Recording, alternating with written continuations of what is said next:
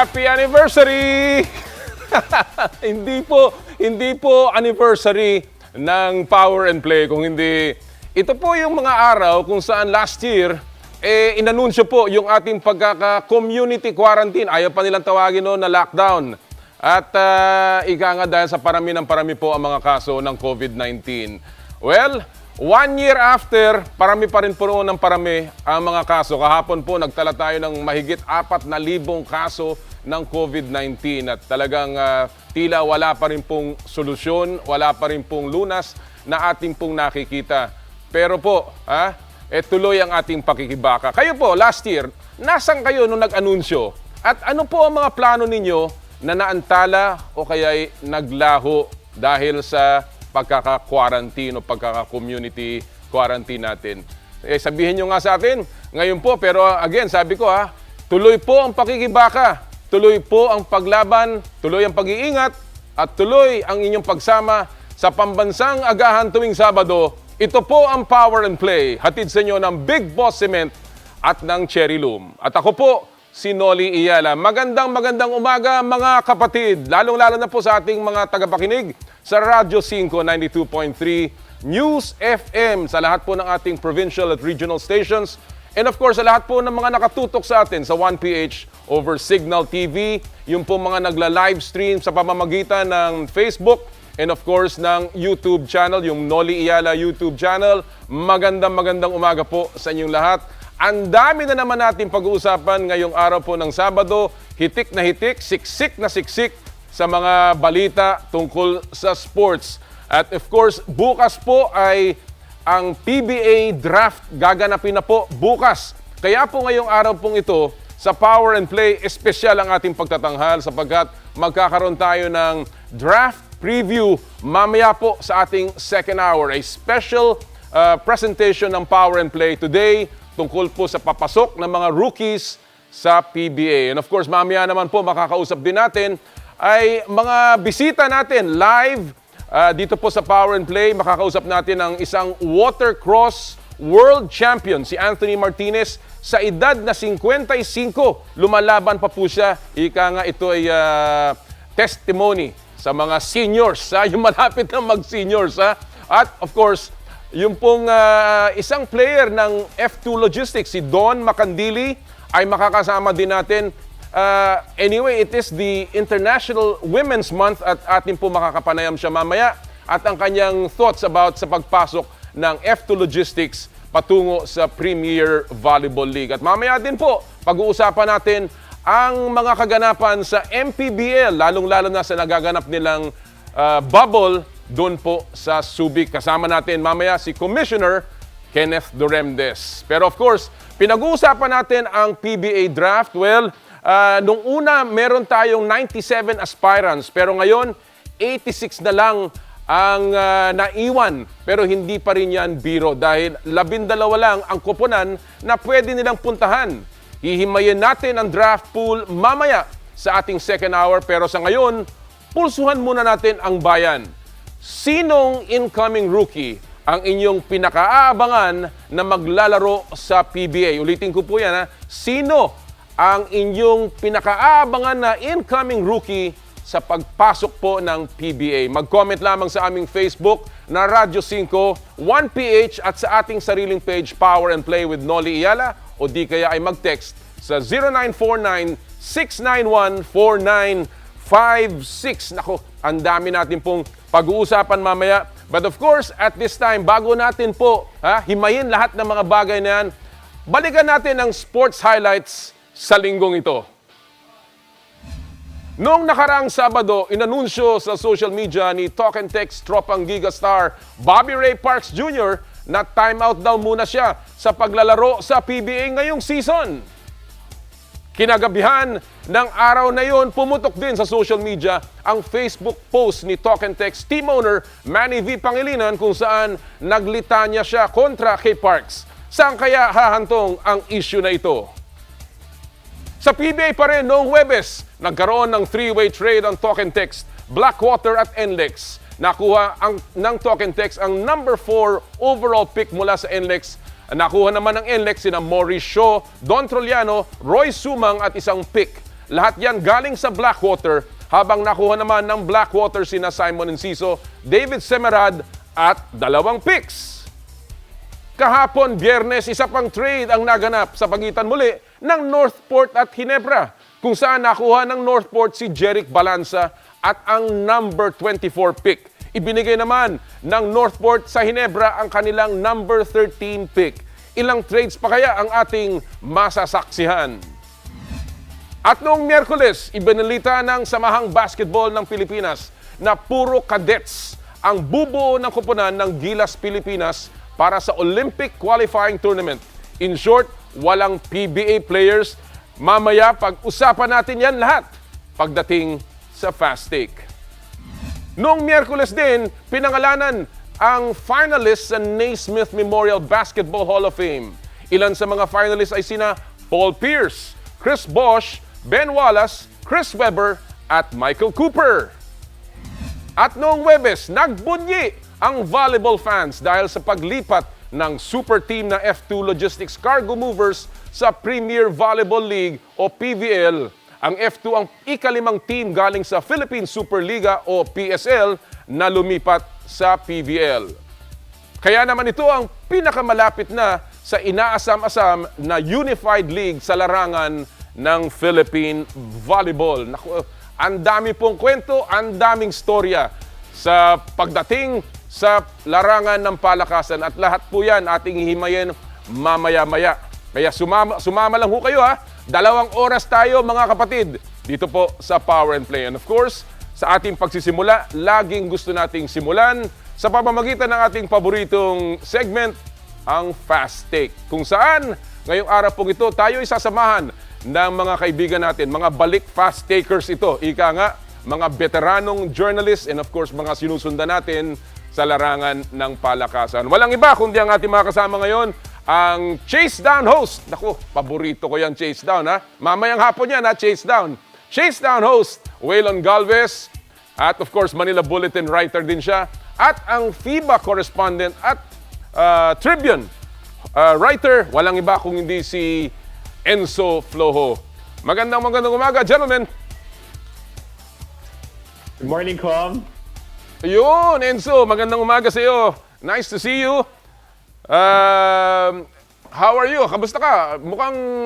Mukhang ready ka na sa PBA draft bukas, Enzo. Well, very exciting, no? It's gonna be an interesting draft tomorrow, Com. Kahit na medyo nalagas ng konti yung draft class natin with some big names unable to join, ang dami pa rin big names na makapapasok sa PBA. That's very exciting, no? The talent pool is just sobrang lalim, sobrang deep ng draft class na to. So, nakaka-excite talaga yung draft tomorrow. Can I ask you something? This is outside ng ating fast take muna, but alam natin na you are very close to the FIBA. Alam natin na ikaw ay madalas makipag-correspond sa FIBA. There is a FIBA Asia Cup qualifier na nakaschedule muli sa Pilipinas. But sa padami ng kaso ng Pilipinas, kahapon, 4,500 cases. And so, do you think we can afford another postponement at this point? Well, kung postponement ang question, Com, I don't think that we can afford that anymore. I don't think that FIBA Asia is willing to postpone it further because FIBA Asia Cup, the tournament itself, is scheduled in August, no? So we'll see how it goes. All I can say right now is, FIBA is monitoring our situation in the Philippines, no? But as long as we have our protocols in place, I think FIBA will be confident in our ability to host and to keep all the players, team staff, everyone safe and healthy. The key is to really make sure we are able to manage and implement our safety protocols as strictly and as systematically as possible. All right. I'll go to another topic habang iniintay natin si Waylon, and I hope we can get Waylon on the air. But nonetheless, alam natin na, at sabi mo nga kanina, nalagasan ng PBA draft, kahit papano, medyo nawalan ng ilang players, but it's still a very deep draft. Sa tingin mo ba, and we've seen a lot of movement in the draft order ng mga teams, are we expecting more trades? And so do you think, and do you think this is good for the league? I think it's possible. I think there was a deadline for trading picks, but I think on the day itself, after the players are drafted, I think I could be wrong, but I think it's possible to have them part of some transactions. And things are so volatile and so fluid right now in the PBA, especially given recent developments. I'm sure we're going to talk about Bobby Ray Parks later. And there's murmurs also about Kiefer Ravena maybe entertaining opportunities elsewhere. Correct. Also. Oh. So with those developments arising, I'm sure the PBA teams and their top brass, their management, they're probably wheeling and dealing behind the scenes right now, thinking of different scenarios. Kasi our season is about to begin, I think, in April already, diba? Oo. So I wouldn't be surprised if we're gonna see a few more trades happen in the next couple of weeks. Alam mo, nabanggit mo yung paglilipat ni Kiefer Ravena, or at least yung mga offers sa kanya. Alam natin na si 3D is now in Japan and we have other players that are also abroad. Do you think that this will become the trend na hindi na exclusive ang mga players na pathway ang PBA, but there may be other ways to get into a career in basketball as a professional? Well, to be completely honest and frank, I think the answer to that is a resounding yes. No, I think that so many opportunities are opening up for Filipino basketball players, especially those who have high exposure and who are at the elite level of our talent tree, so to speak. No? I mean, the past few years, we've seen that the PBA is not the only option. There's MPBL, of course. Yeah. There's the ABL or ASEAN Basketball League. We've had a couple of players also try their luck in the States as well in the G League, diba? But now, with Japan opening up their league to Asian imports, and I wouldn't be surprised if next year, later this year rather, other leagues in Asia also open up their doors to Asian imports. No, I know that the Korean Basketball League is leaning towards that same direction as Japan is. So there might be even more opportunities coming up. And of course, we have the EASL or the East Asia Super League coming up. So that might also open opportunities for our top level Filipino players. I think it's good for our Filipino players. So the more options, the better for them in their careers. Of course, the caveat there is before they make any significant move, they have to make sure that they clear, whatever administrative, legal, provisions there are. Because we're talking about professionals who have contracts, with their teams, with leagues, with sponsors.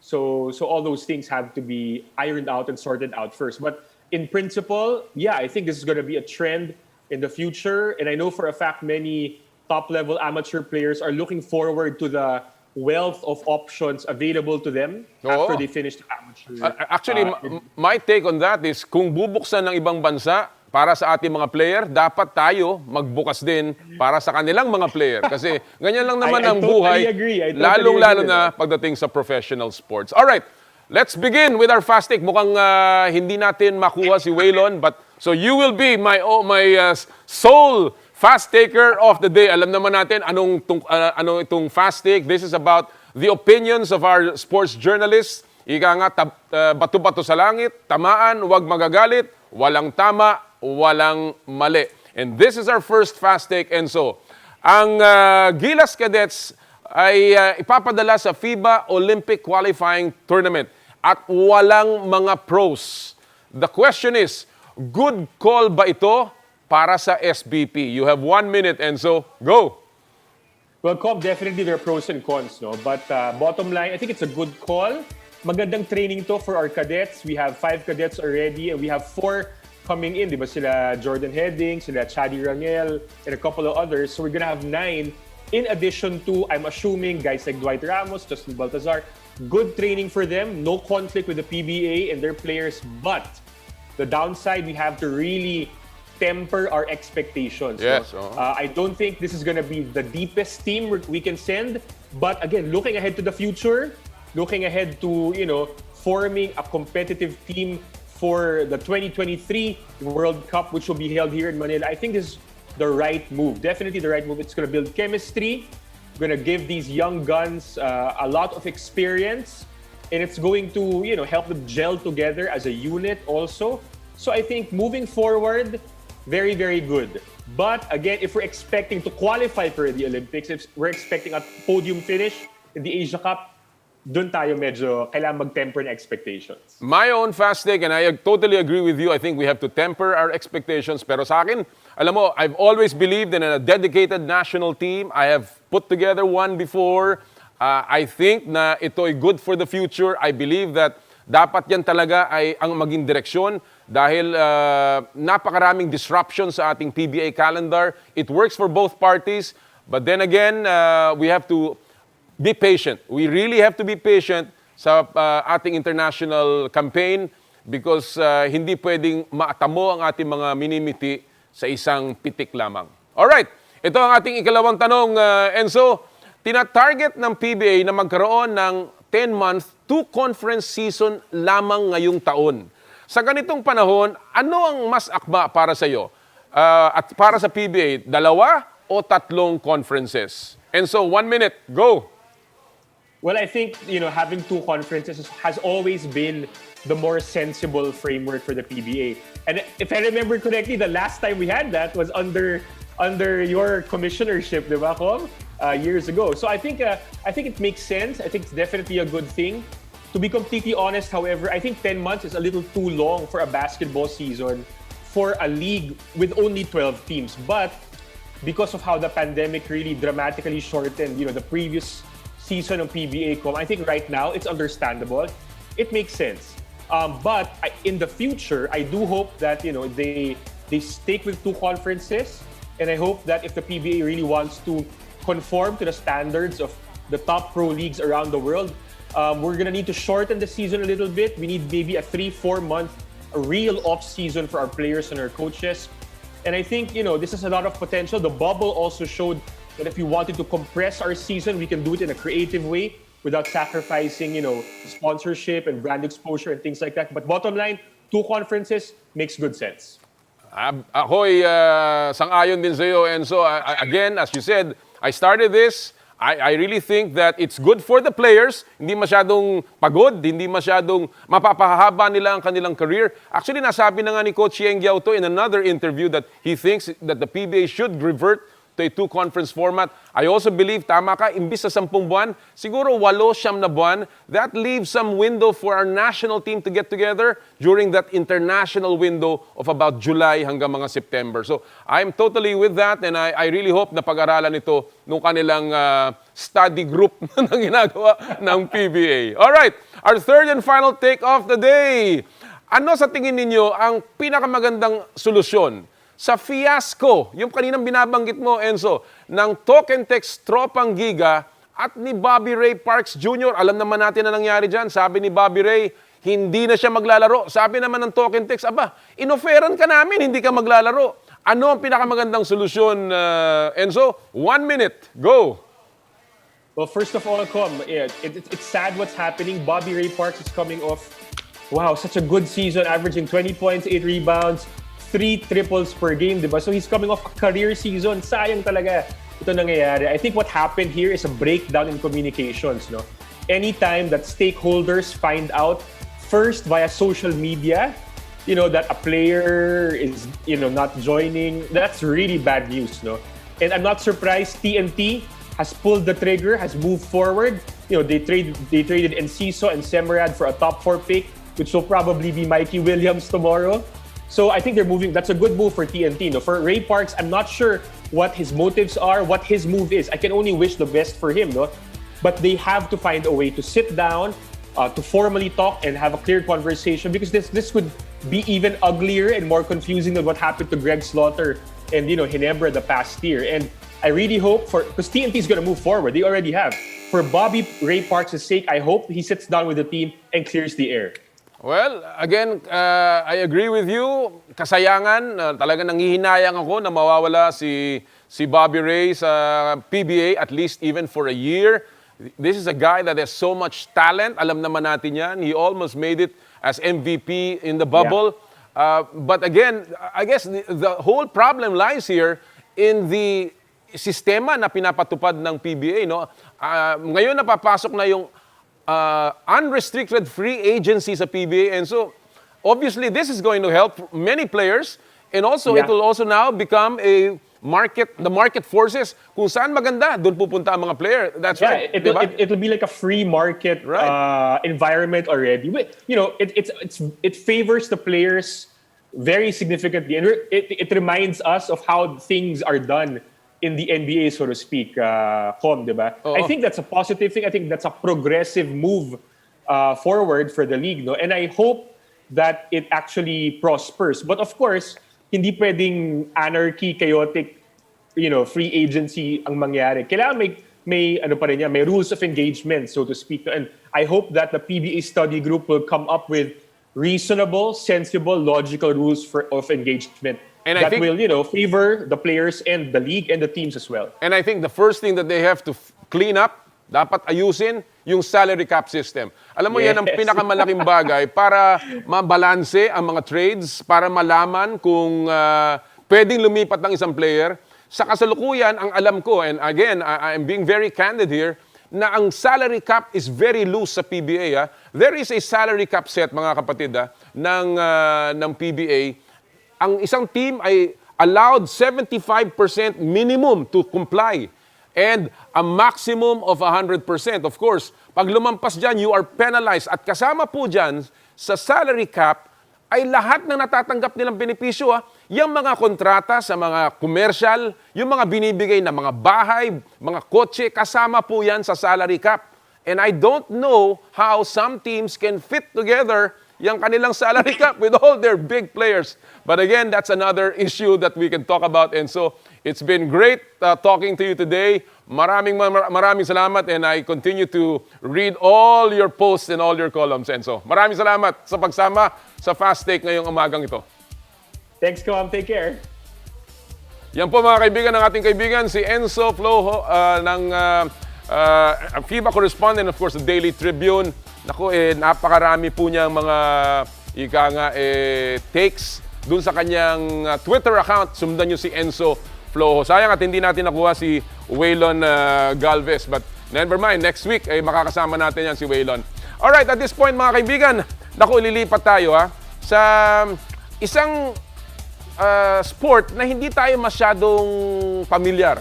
Ika nga, bagamat tayo po ay pinapalubutan ng tubig ang Pilipinas, hindi pa rin masyadong pamilyar ang larong watercross o yung tinatawag na personal watercraft. And today, makakausap po natin isa sa naging kampiyon o current champion ng professional watercross racing. Walang iba kundi si Mr. Arnold Martinez.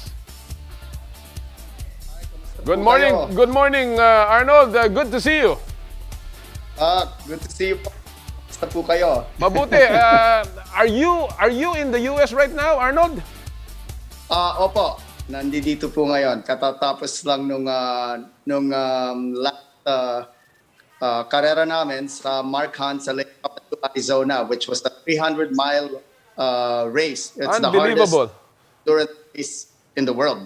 Unbelievable. Alam ko that you are the Pro Watercross 2020 Supercourse 200 champion, and you are considered a world champion for that matter. And you are also a guy that didn't take up the sport too early, and yet you are still racing at the age of 55. But before I ask about those things, gusto ko muna malaman, Arnold, ano ba tong watercross? Ano ba tong karerang ito? Can you explain to us just a little bit what it's all about?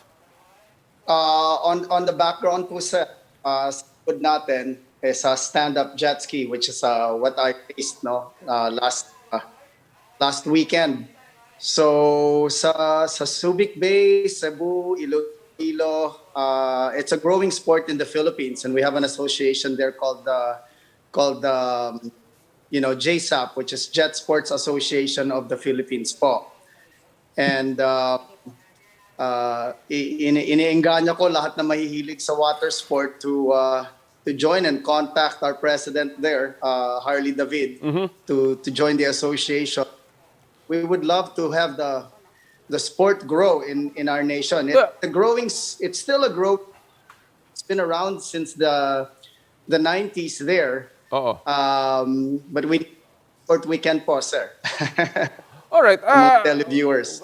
Arnold, gaano katagal na itong, how long is the water track? Yung race na ganyan, how long is it? How long do you race? How long does it take? It depends po. Parang kotse, meron tayong endurance, tsaka meron tayong closed course. Okay. Yung endurance natin, yun yung na-equivalent sa Le Mans style of racing, and yung closed course would be kind of like yung mga slalom racing natin sa kotse. So last race I did was about 6.5 hours. Tatlo kaming riders. Wow, and talaga? we did second last weekend. Nasiraan yung boat namin, tsaka nahulog ako, natamaan ako sa ribs. So it's also a dangerous sport, but at the same time, it's exhilarating, and it's something that has been my passion since I was a kid. So I'm happy to represent po ang bansa natin. How did you get started in this sport, Arnold? Alam naman natin it's not a very common sport. What got you interested in it? One of our close friend of mine who's been in the motorsports for a long time called me one time, John Marcelo.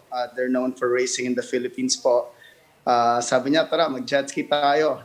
In 1995. And then, sabi ko, parang, actually, hindi ako mahilig sa tubig eh. Ayokong under the sun. Pero nung nakatayo ako dun sa stand-up niya, parang gusto kong to get with. Subukan. And that's started po. Okay. All right. You according to your bio, you started sometime in 1996. Pero tumigil ka rin after a while. And matagal kang nawala sa larangan ng watercross or ng personal watercraft racing. Bakit ka nawala, Arnold? Ano nangyari sa'yo? I think somewhere around 2001 and 2002, it was getting way too expensive to race, and I focused on work during that time po. And then, and I figured there was an opening. I had mga kaibigan ko dito sa Florida. I was inspired by them, yung mga idol na pinanonood natin nung araw. Nakita ko sila sumakay, and I thought that, kung kaya nila to, kaya din natin to. So I believed that I could still do it at 55. I'm 56 now, so I turned 56 on the 6th. So unbelievable. And so you look, mukha ka lang 45, Arnold. 10 years younger. Tinan mo yung tsura ni Arnold. Hindi. Mukhang batang-bata ka pa. But again, you were away for about 20 years from the sport. What made you return? And of course, how difficult was it to win this Pro Watercross 2020 Supercross Championship? I think I would say every time I want something, I don't get it. I work so hard for it. And the time that I wanted to just enjoy and ride, dun ko siya nakuha. Parang hindi ko iniisip manalo. Iniisip ko lang, kasakay ko itong mga to. I was just thinking I was still with my buddies in Subic. Like sila Paul Del Rosario, sila BJ Ang, all those guys, sila Harley. Those were the guys I used to ride with. And I was thinking, it's all in the mind. And I convinced myself that I'm still the way I was before. And I feel like I'm even healthier po now. Haven't been sick a lot. I heard you're a vegan. Vegan ka daw? Hindi ka kumakain ng karne? Naging part-time vegan na ako ngayon because yung doc po, sinabi niya, have some meat. So once a week, Alright. I do have meat.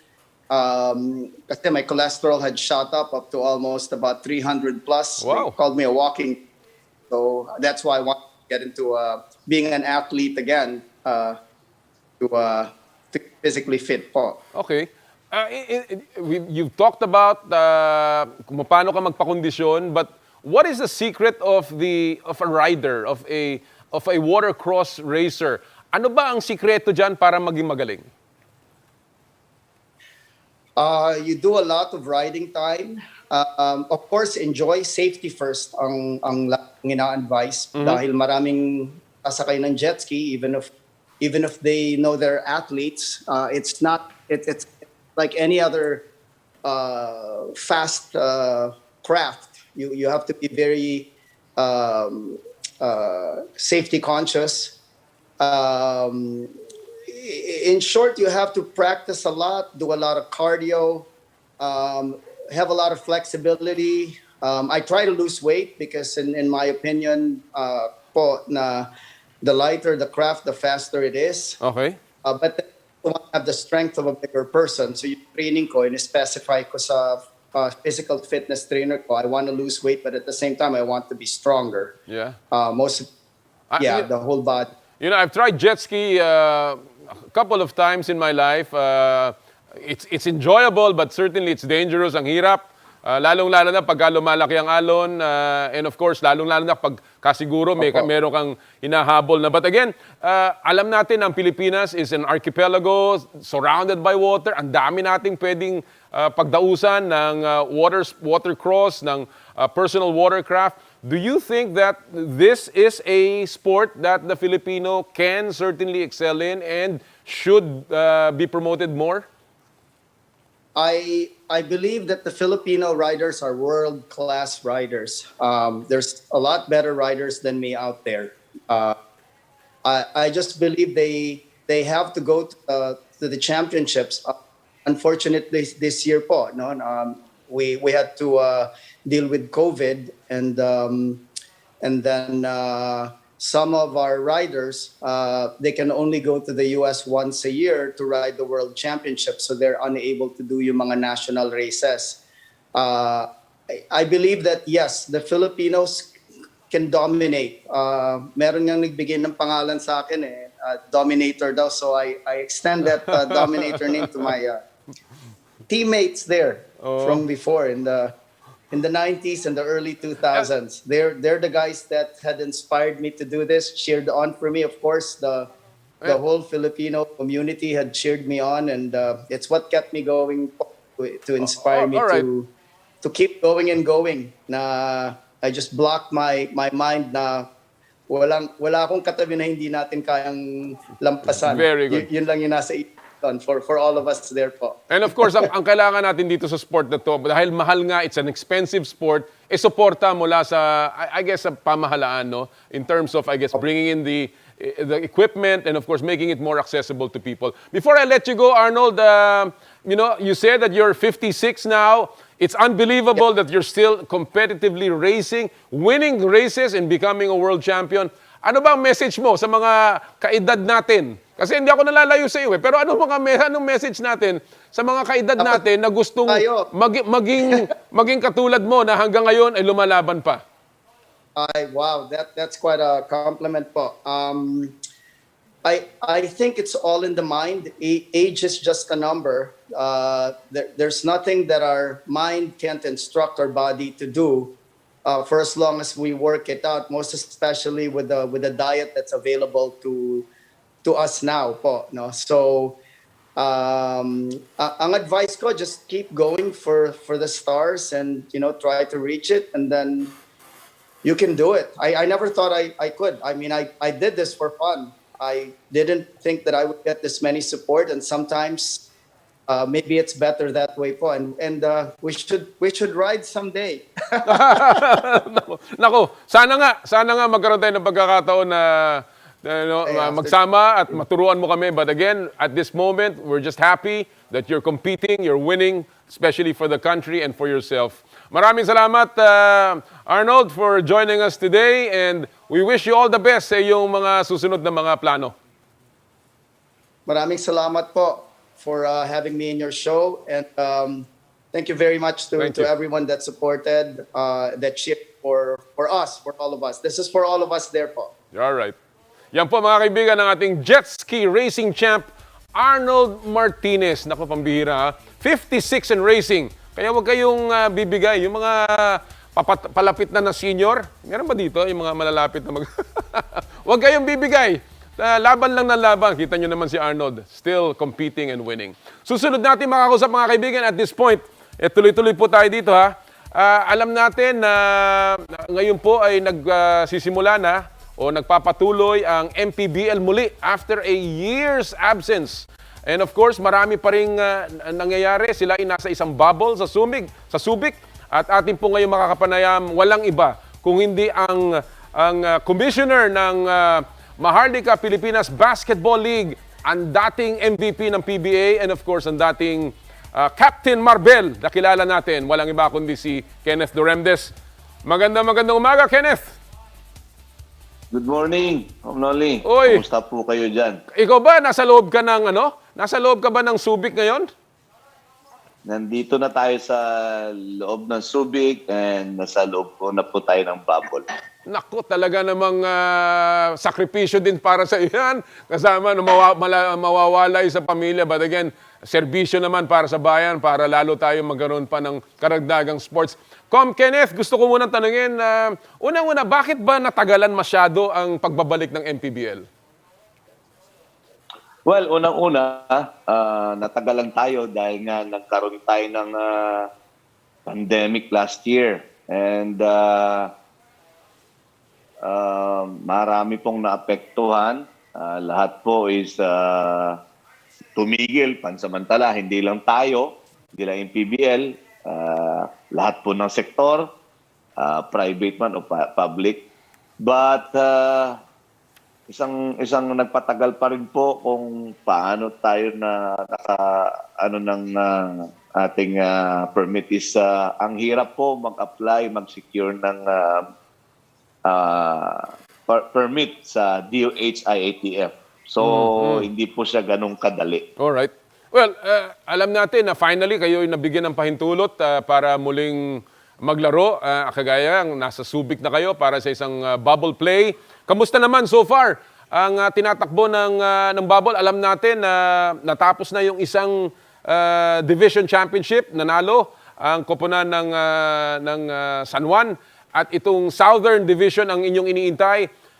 What is the latest, Kenneth, dun sa team ng Basilan? Alam natin na meron daw na tinamaan uli ng COVID dun sa kanilang kupunan. Well, yun na nga. Natapos na yung North Division Finals natin. Nanalo na yung San Juan over Makati. But suddenly, yun na nga, yung supposedly scheduled game ng South Division between Davao Occidental and Basilan. Minove po natin dahil upon entry and then upon dun sa result ng swab test nila, meron po tayong dalawang positive. So, gusto ko lang na po linawin ulit na yung Basilan team, hindi pa po sila nakapasok ng bubble. Wala pa ba doon? Kasi may narinig wala pa kasi pagdating mo po dito, meron silang quarantine hotel. Okay. Na paglalagyan mo habang nag-aantay kayo ng test. So, overnight po yung result. Kinabukasan, paglabas ng result, nung may nag-positive, hindi sila inalaw na pumasok sa bubble kung saan kami ngayon. Okay. So ganun po. Lahat yun, buong Basilan team, Kenneth, hindi nakapasok. Hindi lamang yung dalawang player na nag-positive. Yes, lahat ng team na yun, kasi considered close contact sila, makakasabay sila sa bus. Pero yung dalawang player, yung isa, nakauwi na po dun sa LGU niya. Yung isa, nandito po sa Subic Bay Point Hospital pa. Okay. So, ganun po ang talagang guidelines na binigay sa atin ng DOH. Okay. So Kenneth, yung buong Basilan, nandun pa sa labas ng bubble. Pero nasa quarantine hotel sila. Okay, so Kenneth, sabi mo nga, yung isa napauwi na, yung nag-positive, yung isa naman ay nasa ospital na. So are you confident na matatapos na to at matutuloy na rin yung South Division Finals laban sa Davao? Well, hopefully yung re-swab nila after 7 days mag-result ng negative sa lahat nandun na naiwan na 19 persons. Okay. Isang buong team ng Basilan. So if ever na mag-negative lahat, they can come in and resume and play with Davao Occidental sa South Division Finals. Okay, you were talking about 7 days pa ang protocol. So kailan magtatapos tong 7 days na to, Kenneth? At kailan nyo pinaplanong ilaro yung laban? I think yung re-swab nila is on March 16 na. Okay. Yung buong team. Okay. And then, dahil nga yung schedule, na-move na namin lahat. So, paglabas sila, kinabukasan, if negative, the following day, start na kagad yung division finals nila with Davao Occidental. Okay. Puntahan ko naman yung kabila, yung Makati at saka yung nangyari sa Makati, Kenneth, because marami rin nababahala. Ako, personal, may mga kilala akong mga player na naglalaro sa MPBL na nagtatanong din sa atin. Ang isa sa mga rason kung bakit 5 daw lang yung naglaro sa Makati ay nagkaroon ng konting dispute ang mga players sa kanilang team owner. Ano ang ginagawa ng MPBL tungkol dito at yung mga players na hindi so far nabibigyan pa ng kanilang sweldos under their contract sa MPBL? Well, we tried everything to mediate between the players and the management. No, siyempre, usually naman, palagi yan. Merong stories both sides. So, until the last minute, kinausap ko yung mga players and then the owner, may kanya-kanya po silang version, but we're still hoping until dun sa last day na bago sila pumasok sa bubble na makumpleto sila. Mm-hmm. But again, nung pagdating nila talagang yun na yung players na sumama. Alright. And sa ngayon, may nakausap pa yung team owner last night. Meron din siya sarili na complaint. And sabi ko, just formalize na lang to us. And then yung players, meron din. Oo. So parang talagang wala na, kapos na sa oras yung yung problema nilang dalaw. Okay. Hindi, but So buti na lang Oo. kahit paano may yung players na talagang decided to play the the division finals. o kahit paano natuloy nga yun, pero although alam naman natin na medyo natambakan doon ng Makati at lumabas itong problemang ito. But again, ang tanong ko, is hindi lamang itong issue na to limitado sa Makati. Meron din akong alam na mga players, and I'll give you an example. Halimbawa, sa koponan ng Bacolod, may mga players na hindi pa sumisweldo. Alam natin na nangyari yung pandemya, pero meron din silang kontrata. So, ano ang plano ng MPBL tungkol sa mga ganitong klaseng issues under their current contract sa kanilang mga teams? Yung mga players na hindi pa sumasahod? From the start kasi, from the start of the season, sinasabi na namin sa mga players na the usual. Pag meron ka mga dispute, meron ka mga complaints, meron ka mga problema regarding everything na, career, allowances, kung ano-ano man. Sabi namin, open naman ang Office of the Commissioner, MPBL, to entertain those kind of problems. Pero ang nangyayari kasi minsan, may mga players kasi na parang pagdating pa sa dulo, saka pa magko-complain, pero not formally. Minsan, dinadaan nila sa kagayan yan. Narinig natin, may mga complaints sila, narinig natin na through social media. So, din-discourage po natin yon. And yet, ganun pa rin ang nangyayari. So sabi ko, open naman ang office natin na meron naman silang minsan direct line dahil nagka-pandemic nga. So may mga players naman na nakakausap ko. Oo. And actually, marami na tayong natulungan na players with regards doon sa mga problems nila. Okay. Pero meron din talaga na I don't know kung Hindi talaga sila wala sila hindi sila communicate with us at all. So narinig na lang natin yung mga complaints sila sa iba. Ang mas mahalaga doon sa sinabi mo, Kenneth, is kahit pa paano natutulungan nyo sila. Kasi syempre, siguro pag nagreklamo sila, baka natatakot silang hindi rin naman magagawa ng aksyon. Pero at least na ngayon, nasabi mo, Commissioner, na kahit pa paano tutulungan ninyo yung mga players na nagkaroon ng contract dispute. Alright, I'll go to another topic, Com Kenneth, about the MPBL. Alam natin na dahil dito, natagal lang kayo bumalik dahil hindi kayo professional. Alam naman natin na ang professionals lamang ang pinapalaro ng GAB. Wala pa rin bang plano ang MPBL leadership na maging pro ang MPBL sa coming years or coming seasons? Well, sa ngayon kasi mas komportable yung league na mature. Napakarami na po ng pro leagues. So, biglang dumami po dahil nga lang siguro sa purpose na para lang mapayagan ng IATF to resume. But kami, doon pa rin kami siguro sa talagang direction ng liga from the start na remain as amateur league. Alright. So, in that regard, Com Kenneth, ano mga plano ng liga in the coming season? Meron na ba kayong naiisip after this bubble sa Subic? Anong plans ng MPBL for next season? We're planning also to hold another bubble here in Subic sa upcoming fourth season namin. So June 12, tentative. But again, that's subject to all approvals and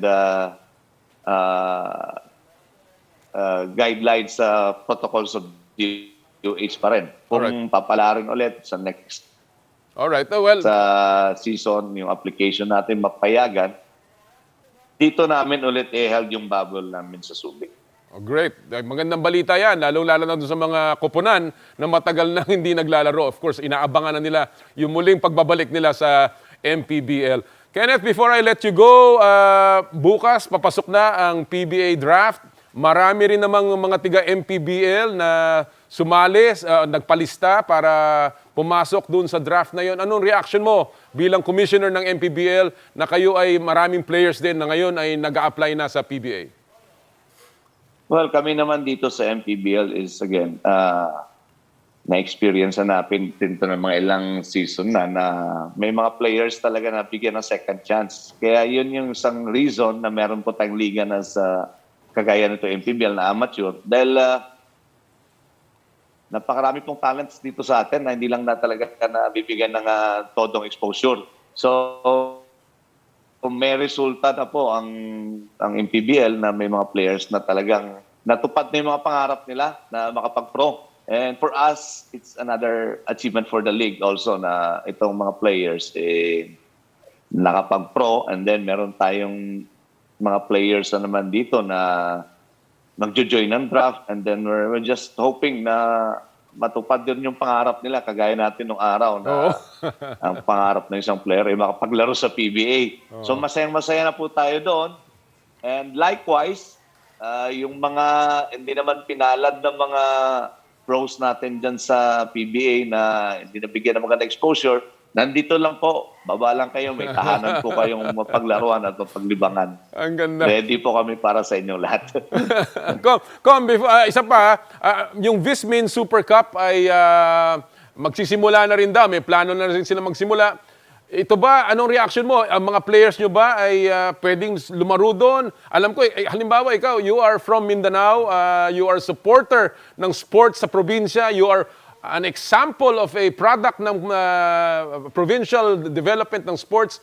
Ano ang posisyon mo in terms of mga players ninyo na gustong naman maglaro sa Vismin Super Cup? Commonly, kami naman, yung MPBL, kami talagang tinatawag to na liga ng bawat Pilipino. So, yung mga players talaga na naglalaro sa ibang liga, wala kaming problema doon. As long as hindi rin siya sabay sa tournament namin. Sinasabi namin sa kanila, malinaw, once na nag-start na yung tournament natin, of course, priority po ninyo yung tournament natin saka yung team ninyo dito. So, hindi namin ina-allow. May kasabay silang liga pa. So ngayon naman, And then, yung may mga players na maglalaro doon, okay lang din sa amin. But again, yan ang sinasabi namin sa kanila, Pro League na yon. Pag once na naglaro ka na dyan sa isang Pro League, pagbalik mo dito sa amin, mako-consider ka na as ex-pro. Okay, that's good. All right. Final question ko sa iyo, Kenneth, is you were a former Rookie of the Year ng PBA. You are, of course, a legend sa PBA.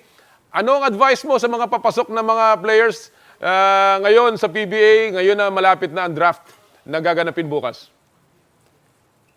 Well, again, it's once in a lifetime opportunities for those players na trying to get a crack sa PBA.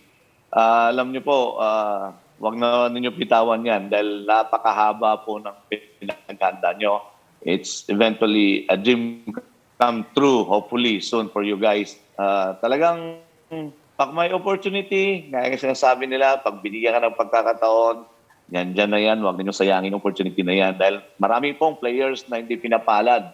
Marami pong players na gustong marating ang marating nyo. So, huwag nyo pong hayaan na mawala po yung opportunity ngayon na nasa katayuan nyo. Basta, ang lagi nga sinasabi natin, basta nagtrabaho ka, pinagandaan mo, huwag ka matakot, and basta may panalig yun to, may panalig tayo sa taas, naniniwala tayo sa taas, dasal, and sigurado ako na yung mga pangarap po ninyo ay matutupad. And isa po kami doon sa, lalo na ako personally, isa po ako doon sa maging napakasayang tao dahil at alam ko po na lahat po tayo and ako po ay dumaan dyan sa proseso na yan. Alright, Kenneth. Well, ikaw ay patuloy na pinagmamalaki, of course, ng PBA, and ngayon na ikaw ay commissioner ng MPBL. I'm very happy for you, and of course, wishing you all the best na sana nga, finally, ang MPBL ay maging tunay ng liga ng bawat Pilipino. Maraming salamat, Commissioner Kenneth Duremdes, sa inyong panahon. Yan po mga kaibigan, ng ating kaibigan, si Captain Marbel, Kenneth Duremdes, MPBL Commissioner, at ang mga pangyayari dyan po sa Subic bubble nila. Yung pala, ang Basilan, hindi pa po bumapasok sa bubble. Abay, wag natin kaagad husgahan.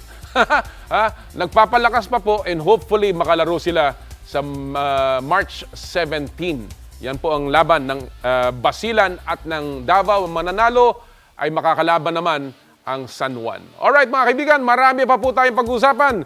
Magbabalik pa po ang Power and Play hatid sa inyo ng Big Boss Cement at ng Cherry Loom.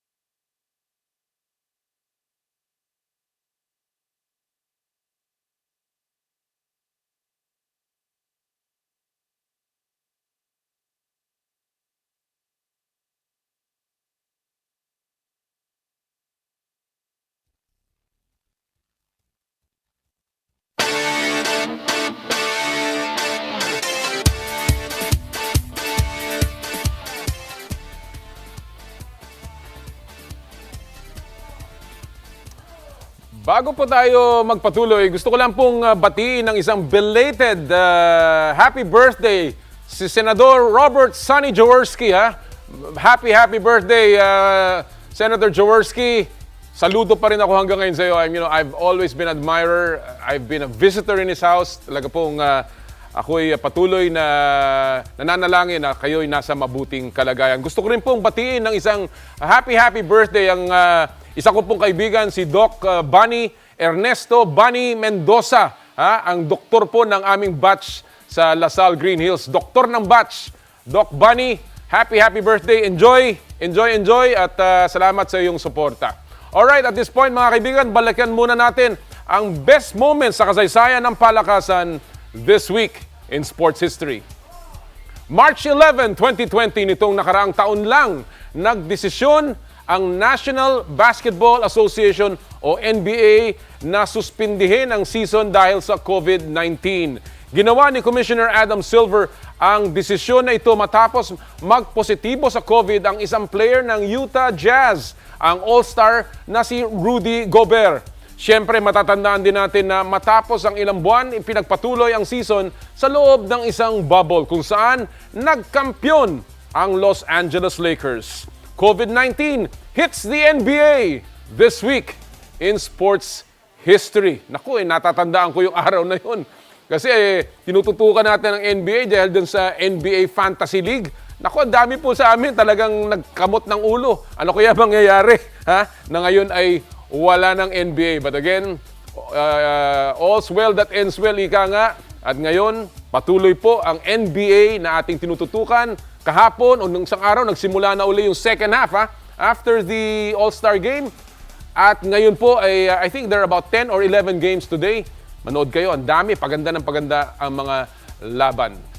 Ngayong Marso ay Women's Month, mga kaibigan. Kaya naman, susubukan naming magtampok ng mga kababaihan sa larangan ng sports. Sa araw na ito, ang ating pong makakapanayam ay isang former Green Archer at ngayoy libero ng F2 Logistics na ngayon po ay sumama sa Philippine Premier Volleyball League. Walang iba kundi ang ating mga kasama, ang libero na napakahusay, si Dawn Macandili. Magandang umaga. Good morning, Dawn. How are you? Good morning po. Thanks for having me. Naku, salamat sa pagsama at kahit papano napagbigyan mo kami dito sa... Alam mo, unang-una nalaman ko ikaw pala ay taga-Tanawan, Batangas, Dawn. Totoo ba yun? Opo. Yes po. Aba, kabayan. Ay, ako'y taga-Tanawan din. Talaga po? Ang aking ama ay karandang, kaya ako'y natutuwa na kahit papano, meron akong kababayan na ngayon ay napakasikat. Did you ever think or imagine, Don, nung ikaw ay nagsisimula sa volleyball na ganito ang magiging takbo ng iyong career at ikaw ay mapupunta sa pwestong ito ngayon? Never ko po na-imagine na nandito ako kung nasan ako ngayon. Kasi parang sobrang, nung before po na nag-start ako mag-volleyball, wala naman pong mga pro leagues, wala pong mga national team, ganyan. So, sobrang simple lang po ng volleyball before. And ngayon po na nagsama-sama talaga lahat ng gustong i-elevate yung volleyball sa Pilipinas. Parang talagang naging career na rin talaga po siya sa Philippines. Alright. Growing up, sino ang pinakamalaking impluwensya para sa iyo doon? At ika nga, parang naging inspirasyon mo para maglaro ng volleyball? Yung father ko po, actually po kasi yung family ko, very sports-oriented din po. Mm-hmm. So, growing up, talagang may basketball ring kami sa bahay kasi yung father ko and yung brother ko po basketball players. Mm-hmm. So nakikibasketball ako, tapos talagang yung hobbies namin sa bahay is sports. So parang na-influence lang din po ako ng ate ko mag-volleyball And yun, nagtuloy-tuloy na po siya. Alam natin na hindi ka naman katangkaran doon, no? Kasi, and that's why napunta ka sa pwesto ng libero. But again, ito ba'y inisip mo na magiging, isang pwesto na magbibigay sa iyo ng karangalan? Or yan ba naging pangarap mo sa paglalaro ng volleyball? O gusto mo rin parang nung araw, nung bata ka, maging parang mga lumilipad at pumapalo sa labas? Nung first time ko po kasing pumasok sa volleyball, wala pa pong libero. Oo nga. Tapos, nung nag-high school na lang ako, na-introduce sa akin yung position ng libero. Very confused po ako kasi I didn't know what it was, yung position na yun. So, at yung transition na yun, parang na-embrace ko rin kasi since lahat ng teammates ko nagtangkaran, tapos parang naiiwan na ako. Sabi ko, I think this position is for me talaga. And I worked hard para po, yun nga, yung tangkad, hindi kasi po siya, kailangan sa volleyball yun. Parang Right. mapatunayan ko na this position is for me. I have to maximize what I can do. And wag kong hanapin yung tangkad. Ganon. Well, truly, napatunayan mo na hindi kailangan ng matangkad para magaling sa volleyball. Of course, alam din naman natin na may mga magagaling na matatangkad. Kaya, kanya-kanya lang pwesto, ika nga, dyan sa laro ng volleyball. Now, let's go to F2 Logistics Cargo Movers. You have moved on mula sa Philippine Superliga. Napunta na ngayon kayo sa Premier Volleyball League. Unang-una, nagulat ka ba? Nagulat ba kayo mga teammates na kayo ay lumipat mula sa PSL patungo sa PVL? Medyo po. Kasi, syempre po, we were playing in PSL for the longest time and we were just waiting for our management to make the announcement to us as, syempre, to the fans, to everyone who's really waiting for F2 to kung ano yung gagawin namin, kung lilipat ba kami. And we're very happy na we can continue to play and start actually to play for like magwa 1 year na. Alright. But anong reaction nyo ngayon? Ngayon, nandyan na kayo. Anong pinaka-aabangan mo? What are you most looking forward to ngayon na nagsama-sama na kayong lahat dyan sa PVL? Masaya po kasi syempre hindi lang yung mga kapwa PSL namin yung makakalaban namin, kundi yung mga nakalaban namin before sa college and mga bagong makakalaban namin. So it's very exciting kasi finally we're in one league and we get to play with each other talaga. Mm-hmm. So very exciting po kasi iba-ibang levels of teams, iba-ibang players, naghalo-halo na naman yung players. So yan po. Well, you've been a national team member, naging best libero ka sa PSL back in 2017. Meron bang halo, kahit konti na kalungkutan o panghihinayang na kayo ay umalis mula sa Philippine Superliga?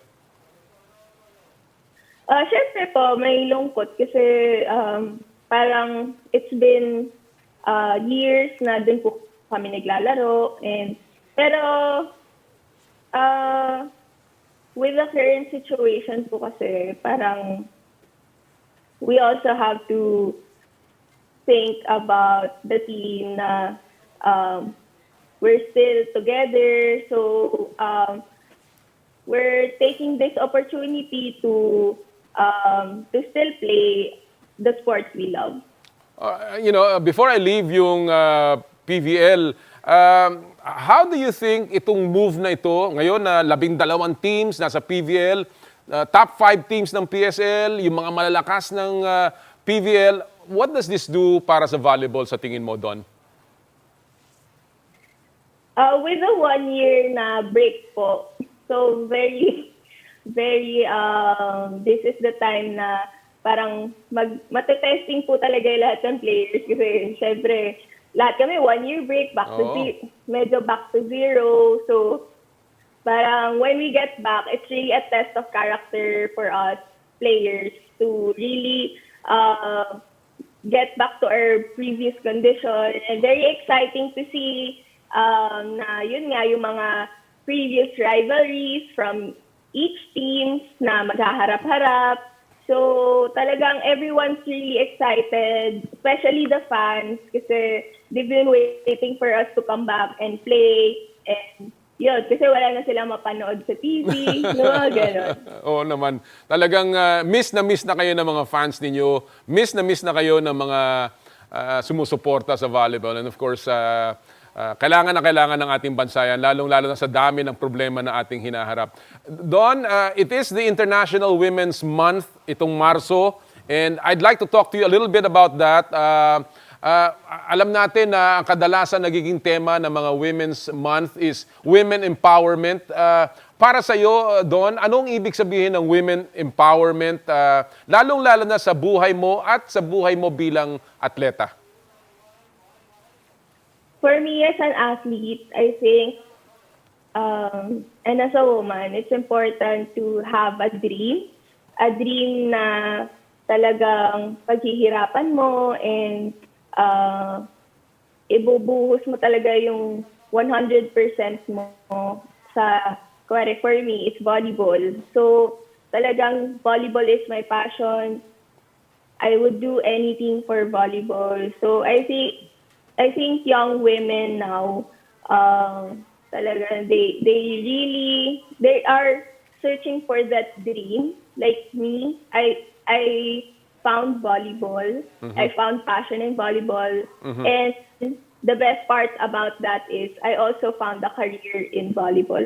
So for the young women out there, I hope that your dream will also be your career. And I hope that you won't get tired of working hard for it. Of course, you're using now volleyball as a platform para sa iyong mga causes and of course pushing forward sa iyong mga pangarap. But you know, Dawn, alam pa rin natin na kahit papano sa buong mundo, marami pa rin mga kababaihan na hindi masyadong na-appreciate, unfairly treated. Do you think that there is still a stereotyping somehow ng mga kababaihan? Pag sinasabi nila pag maganda, pang beauty pageant o pang model, na hindi na-appreciate sila as women athletes for their talent. Do you think there's still a little bit of that under-appreciation or stereotyping? I think women in sports is very powerful. Yeah. Kasi I believe that what men can do, women can do. And yun lang naman talaga yung, for me kasi when I play, I don't think about anything else. And I hope, parang I always do my best. I give my 100%. Kasi yun na yun nasa isip ko. I'm playing the sport because I love the sport. And I think actions speak louder than words. So parang ang dami nang na-achieve ng babae in sport. Si Heidi Diaz, nag-gold sa weightlifting. So ang daming sports na ang dami rin women ang nag-excel. Alright. So I think it's getting there na parang you don't need to say that women are underappreciated in sports because they're there. You just don't see it. Parang ganon. Well, you know, obviously there's still a lot of gender issues, but so far, sa iyong age, in your sport, what is the biggest problem that face women today para sa iyo sa larangan ng sports? You know, you talk about gender equality, for instance, pare-parehong pay, di ba? Minsan, alam natin yung naging kaso halimbawa sa NBA tsaka WNBA, yung football league sa Amerika na nagreklamo sila na mas mababa ang kinikita nila kaysa sa mga lalaki. Do you think andun pa rin yung mga issues na yon para sa mga kababaihan? Maybe in other sports. Kasi for me, syempre, mapapansin naman ng lahat na volleyball para pag when you say volleyball in the Philippines, it's women. Tapos, yung men's minsan hindi masyado na-televise, but kita niyo naman like in SEA Games, nag-medal yung men's team. So, tapos sa ibang sports naman, like when you say basketball, you think about the men, not the women. So there is gender inequality in sports, but I think it's our job then to promote sports in all genders. Oh. Well, obviously, kailangan talaga bigyan ng pagkakataon ang mga kababaihan to be exposed in all kinds of sports. Hindi lamang sa volleyball, hindi lamang sa basketball, but I guess there's the support for women must be there. Before I let you go, Dawn, on International Women's Month, ano ang mensahe mo for the many, many women who look up to you, kayo mga naglalaro ng volleyball, at of course, patuloy na nagiging inspirasyon para sa kanila. What is your message, Dawn? My message to all women out there is to never stop dreaming, working hard for your goals in life, and let's keep supporting each other. Ayan. Happy Women's Month. Excellent. Well said, Dawn, at maraming salamat sa panahon binigay mo sa amin ngayong araw na to. I wish you all the best, lalong-lalo sa FT Logistics. Mapapasabak kayo ngayon. Hindi na kayo magiging dominante, but it will be an interesting tournament and we're looking forward to it. Maraming salamat, Dawn. Thank you po. Yan mga kaibigan, si Dawn Macandili, ang super libero ng F2 Logistics na ngayon po ay maglalaro na sa PVL. Grabe, ang ganda niyang laban na yan. Sipin nyo yung 5 team ng PSL, yung mga malalakas, makakalaban ngayon ng Creamline, Petrogas, Diyos ko. Napakaganda at makikita natin lahat ng mga players ng volleyball, women's volleyball na maglalaro dyan. Of course, again, it's another strong message coming from volleyball, lalong-lalo na sa women's volleyball, that there can be unity in diversity. Sana marinig yan ng mga taga-basketball. Alright, at this point mga kaibigan, nice po nating magpasalamat sa mga nagtataguyod ng ating programang Power and Play. Una sa listahan, Big Boss Cement, Big Boss sa tatag, Big Boss sa tibay. Nandito na ang Big Boss Cement. Di basta matitibag, approved sa kalikasan at sobrang abot kaya. Big Boss Cement is the first eco-friendly cement company in the Philippines. First and only cement that is produced with low to 0% of high carbon footprint materials. Big Boss Cement, Big Boss sa tatag, Big Boss sa tibay. Thank you so much kay Engineer Gilbert Cruz ng Big Boss Cement na ngayon ay nandun sa Mindanao. Sir, magandang umaga po sa inyo dyan. Marami din po salamat sa Cherry Loom, ang yerong may aluminum. Sa ganitong pabago-bago ang panahon, mga kababayan, sobrang init tapos biglang uulan. Kagaya kaninang umaga, umuulan. Kailangan natin ng matibay at protektadong bubong. Dapat ang bubong ay yerong may aluminum. Kapag may aluminum, tsak na pangmatagalan. At isa lang ang alam kong dekalidad na yerong may aluminum. Yan po ang Cherry Loom. Ang yerong may aluminum, tibay protektado sa pangmatagalang yero. Cherry Loom, ang yerong may aluminum. Thank you so much kay pareng Elmer Ngo at ng buong staff ng Cherry Loom. Katuwang din natin ang Elms Kapihan and Bar, Elms Resto Bar Group, home of native itik. Is now open sa Calle Bistre, Commonwealth, Quezon City, and of course sa Poblacion, Makati. Yan po ang tindahan or restaurant na puntahan ninyo pag kayo ay may kailangan. And of course, they also deliver ang Elms Resto Bar Group, Elms Tapas and Winery located sa Calle Bistro. You may call mobile number 0977-157-0499 or 0966-854-4048. Siyempre, salamat din po sa Joyride, ang bago niyong kasundo. Dahil ayaw naming nahihirapan ka, book Joyride Motorcycle Taxi now and experience hassle-free commute. Kapag delivery naman, Joyride ang gamitin, bagsak presyo pero hindi ang serbisyo. Joyride is now on its lowest rates ever. Download the latest Joyride and Happy Move app. Shout out din sa MP School of Makeup Artistry, your School of Makeup Artistry. And of course, ang aming pong kasama dito sa Power and Play. Maraming salamat din po sa Skin, Your Face and Body Anti-Aging Center with branches at Wilson Street sa San Juan City and Alabang Town Center, Muntinlupa City. We provide Indiba Tissue Regeneration Procedure, Mesotherapy, Maximus Tri-Lipo, and many more to take care of your body needs. For inquiries, call 0917-890-1640, 0977-809-8886. And of course, marami din po salamat sa Health with Infinitus. Meron kasi tayong bagong kasama dito, ang Health with Infinitus. Mamaya po ay babanggitin natin yan. Alright, mga kaibigan, maraming salamat po sa lahat ng mga tagapagtaguyod ng Power and Play. Ito po ang Power and Play at kami po ay magbabalik pa sa aming pagbabalik, ang pre-draft preview ng 2021 PBA Rookie Draft.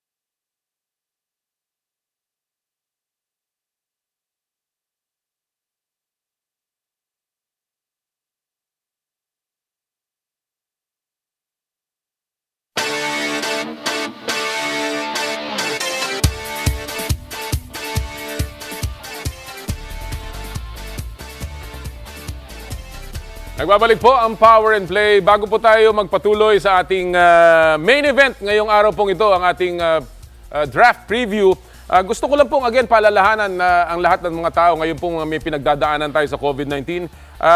We should not forget that the pandemic is far from over. Let your immune system defend you from any infections caused by bacteria and viruses.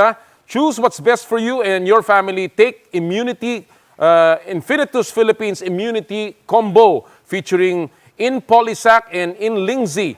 Now also is the time to take charge of your health and wealth. Avail of the Immunity Combo Starter Kit and be a certified health entrepreneur. For more details, send us a message or visit Infinitus Philippines Facebook page. Maraming salamat po sa Infinitus Philippines.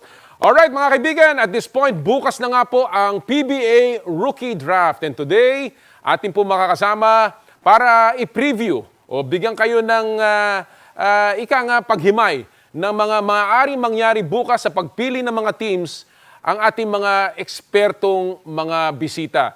Walang iba kundi ang dating head coach ng Phoenix, si Coach Louie Alas, ang head coach ng Mighty Sports at ngayon of course host ng NBA Philippines, si Charles Chu, at ang dating head coach ng National University at ngayon ay kasama sa Phoenix, si Coach Jamike Jarin. Magandang umaga, gentlemen. Good to see you.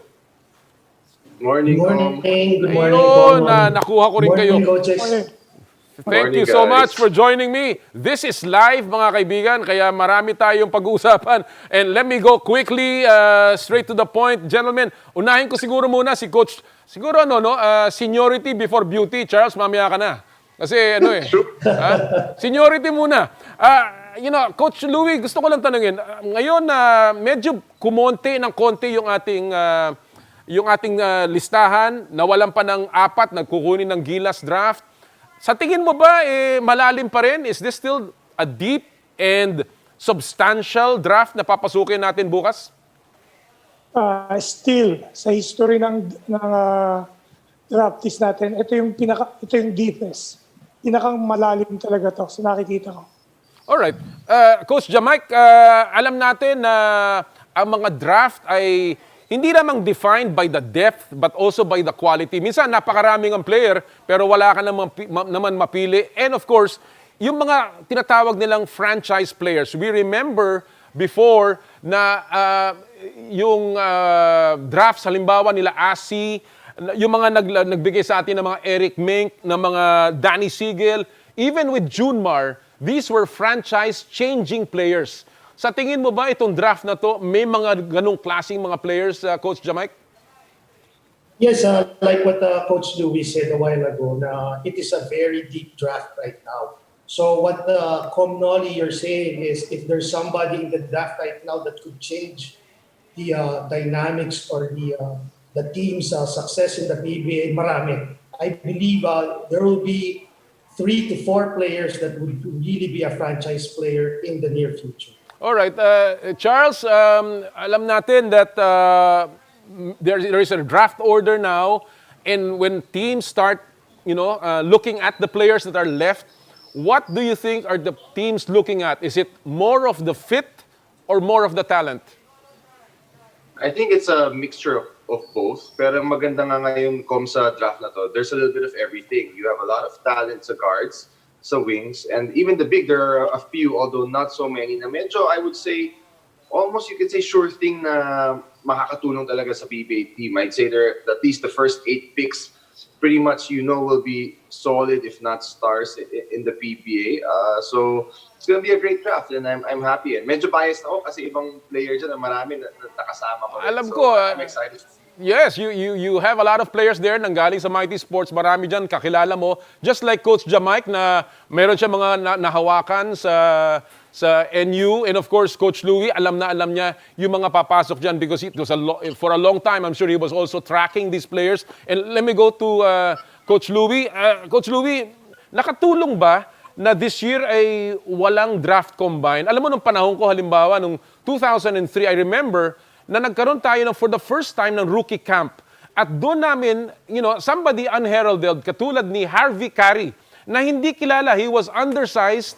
Akala ng marami hindi niya kaya maglaro. And yet, he survived for so long. He just retired this year, almost an 18-year career. Sa tingin mo ba nakatulong ngayon na walang draft combine at hindi masyadong nakita ng mga teams ang mga papasok na rookies? Partly, nakatulong, medyo naging disadvantage para sa mga coaches yung walang draft combine kasi kailangan makita mo talaga ng personal eh. Pero sa dami ng videos na lumalabas, dun ka na lang talaga magre-rely. And like what I've said kanina, medyo mako-confuse yung mga coaches dito sa dami ng talent, dami ng athlete na pumasok ngayon na yung sinabi mo nga may nabawasan, pero uulitin ko, hindi nagmamatter yun. Talagang sobrang lalim nitong nitong year na to. Coach Jamike, alam natin hindi natuloy ang collegiate season last year at yan ang isang naging rason kung bakit marami ding mga players na pumasok ngayon, wala pa rin kasiguraduhan ang mangyayari next year. So, may mga dapat ay pwede pa maglaro na nag-pass up on their final year of eligibility. Do you think these guys are ready? You're talking about Hanmisi, Melesio, and many more. Are they ready for the PBA? I'm sure they're ready to enter the PBA right now, but it would have been a big help for them if they played their final year. Kasi it's another year for them in college, would have given them the experience that they would need in the PBA. It would have really helped them a lot. Like na sinabi mo, Cobb, na like sila Hamisi, even Muya, these guys could have gotten the experience that they needed, and even their stocks would have gone higher. So, but because of the things that they have achieved already in college, I'm sure all the coaches they know these players already, and I'm sure they'll be ready also in the coming draft tomorrow. All right, Coach Charles, before we go to the, bago natin himayin ang mga players, I want to ask you, there were a few players na mga Phil-Ams na hindi pinayagan pumasok sa draft na to. Sino sa mga yon ang sa tingin mo nakakahinayang? Players that could have been really a big or game changers for teams at makakatulong sa kampanya ng mga koponan sa PBA. Sa akin, there are three, although yung one would be Taylor Statham, who you've seen also a lot sa 3x3 com, pero siya medyo walang papeles talaga. But yung dalawa na nanghihinayang kami is obviously si Jeremiah Gray and si Jason Brickman. Both already have passports, and I know it's a long-standing topic, tong eligibility nga ng mga Phil-Ams, but those two guys would have been surefire first-round picks, arguably potential top 5 picks, but those two guys would be stars or solid players in the PBA for sure. All right. Well, talagang sayang. Jason Brickman would have been a name na pwedeng abangan. Jeremiah Gray, Taylor Statham, and many more. But hopefully, they can come back when their papers are ready for next season. All right, gentlemen. Simulan natin ang paghimay ng mga draft applicants. And of course, yung draft order. You have the names of the draft applicants. And of course, the order ng pagpili ng mga teams. But before we go there, let me ask you, sa inyong tatlo, who do you think is the number one pick this year and why? And you can start defending that choice, and I will begin with you, Coach Louie. Sino sa tingin mo ang number one pick na kukunin ng Terra Firma this year? Obviously, sa dami ng experiences, sa dami ng nilaruan niya, and athleticism, Joshua Monson for me. Bakit, Coach Louie? Like what I've said, that's why makikita mo naman, naglaro sa D-League, PBA D-League. He's averaging more than 30 points. Naglaro sa ABL. Grabe din ang performances niya doon. And dito sa 3x3, siya yung number one player natin. So, obvious reason, kaya siyang pinili ko. Coach Jamike, do you agree it is Joshua Monson na magiging number one pick this year? Totally agree with Coach Louie, and I'm sure a lot of people would agree with all of us that it's Joshua Monzon would likely be the number one pick for this year's draft. Like what Coach Louie said, vast experience already in playing international and local basketball.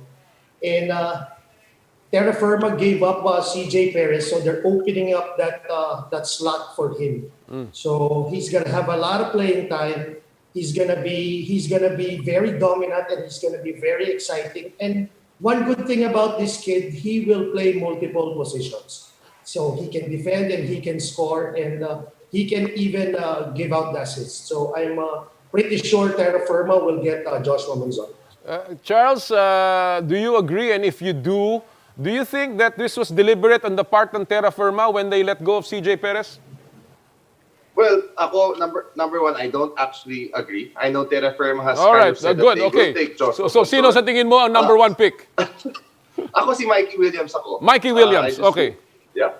I obviously I got the chance to work with him, and I just think he's that good of a player.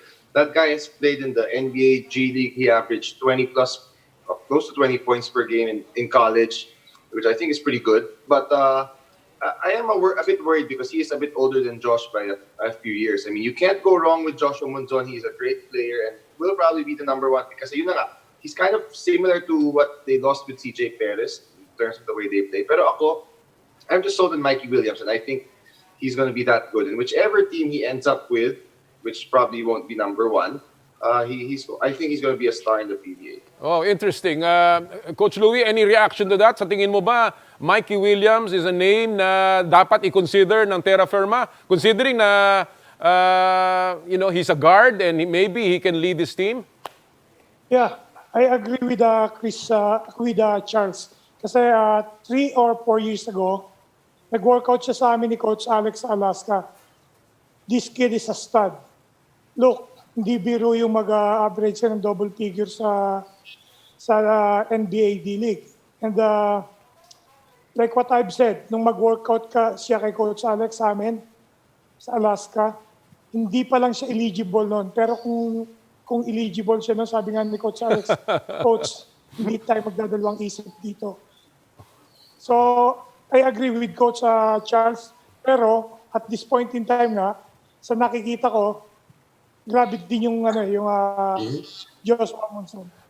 Coach Jamike, Mikey Williams, isang pangalan na ngayon ay binabanggit. Another name na nabanggit for number one pick, of course, is Jamie Malonzo. But do you agree that there's a possibility na magpalit pa ang isip ng Terra Firma to look at these two players? Very interesting comment by Coach Charles too. Maybe he has an inside track with Terra Firma na pick up Mikey Williams. But nothing against Mikey Williams. I've seen him play. He's really good, and he's one of the players that could really turn the franchise around. But for me, Joshua Monzon will still be number one.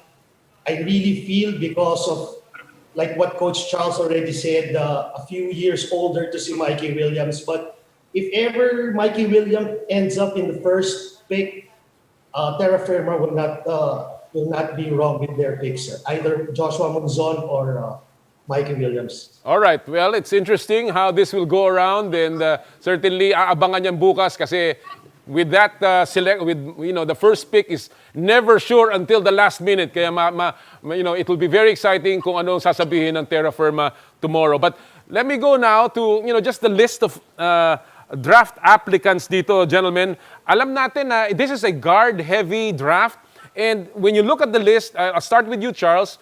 Who are the most notable guards or small players dito so far sa'yo dito sa listahan ng PBA?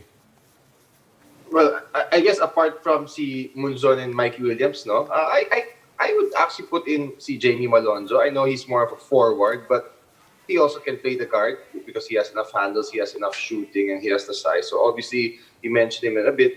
Si Jamie, solid yan. Probably, if not, he's not gonna go below number 3 for sure. So top 2 picks.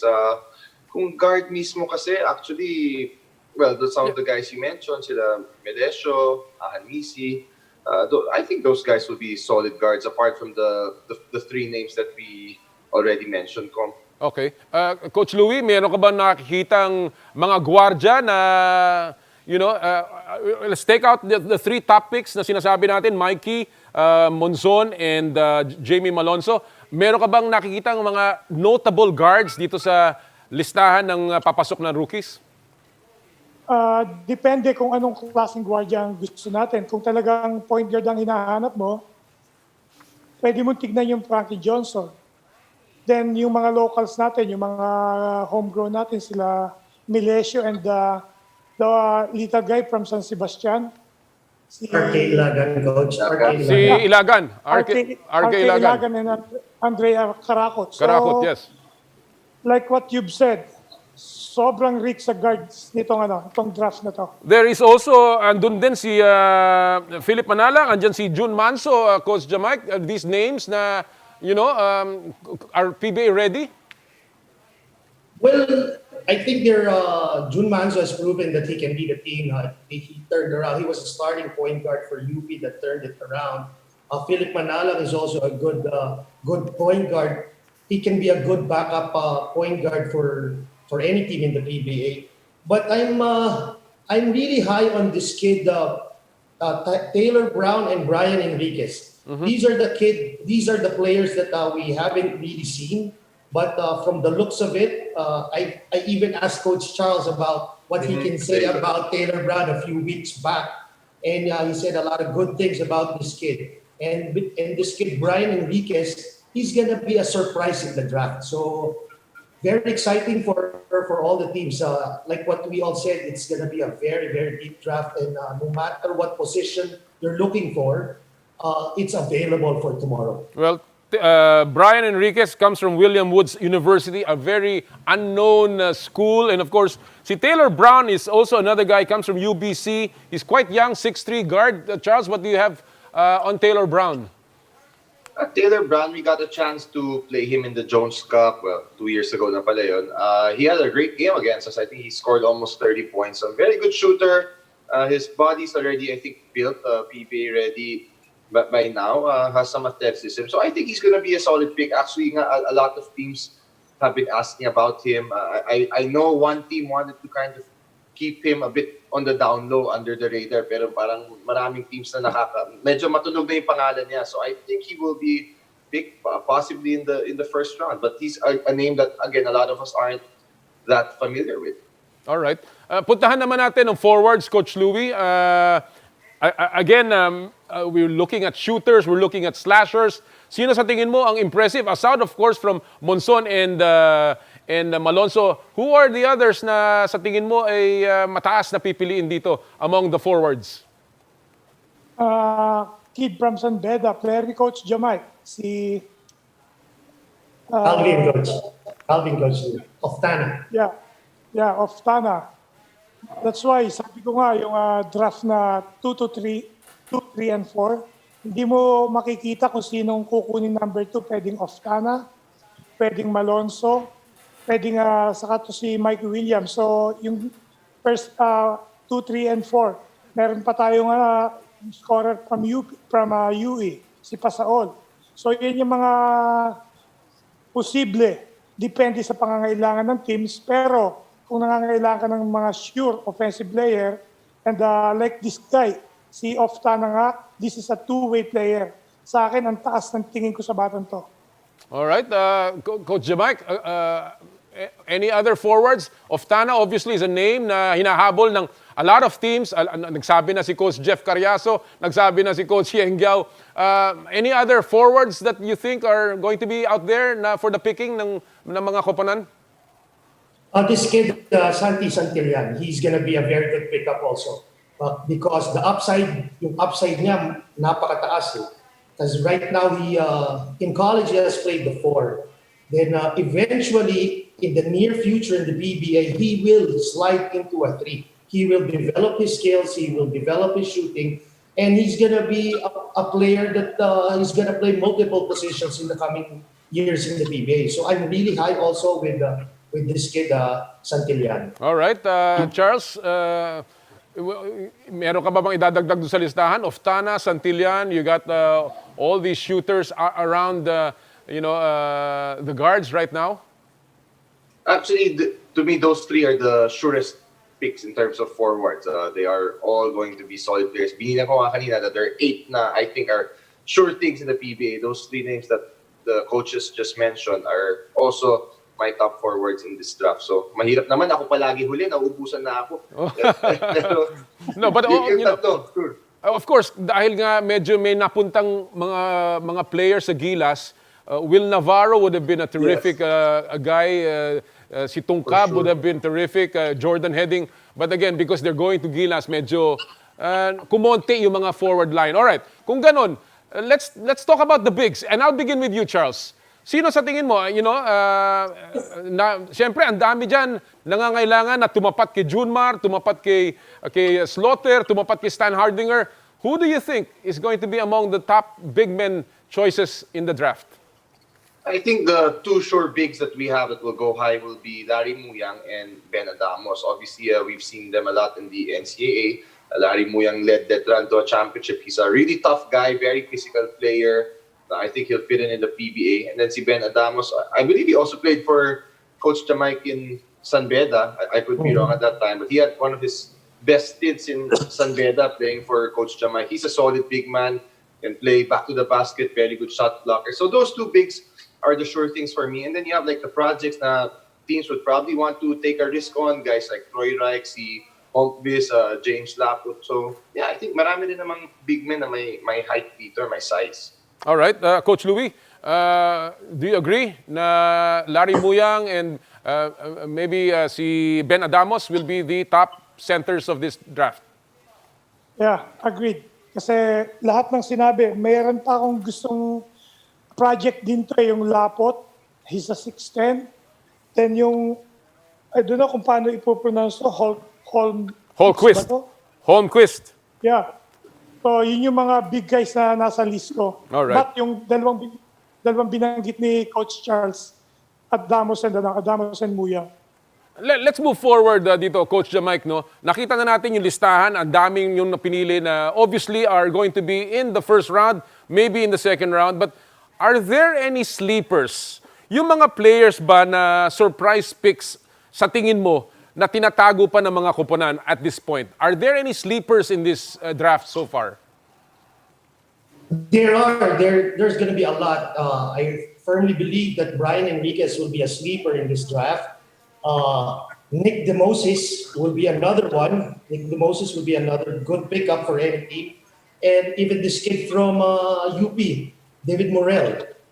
These are the players that I won't be surprised if they do well in the PBA. All right. Charles, do you agree? And, guys like Anton Asisio, are these guys na, hindi masyado napapansin but could pull off a surprise in the draft? I think so. I agree with Coach Jamike's picks for sure as sleeper picks. And then si Anton Asisio, he's a winner. He's proven that. He's still one of the best shooters in the draft. So that's a good thing. But gaya nga ng tanong mo kanina, Kom, na makakasakit pa na walang draft combine. I think it hurts players like this na hindi ka sure eh. You don't really know what you're gonna get. So it would have been nice to see them compete with the other fellow draftees. But I think Anton will be solid. I heard Alex Stockton has also looked pretty good in the workouts that he's had. And I will throw in a name like a complete wild card, which I honestly haven't even seen. But I have heard from different people. Itong si Brill, I believe they're two brothers. One of them has actually been pretty impressive raw sa mga workouts niya with some of the teams. So I really don't know, but these are my guesses.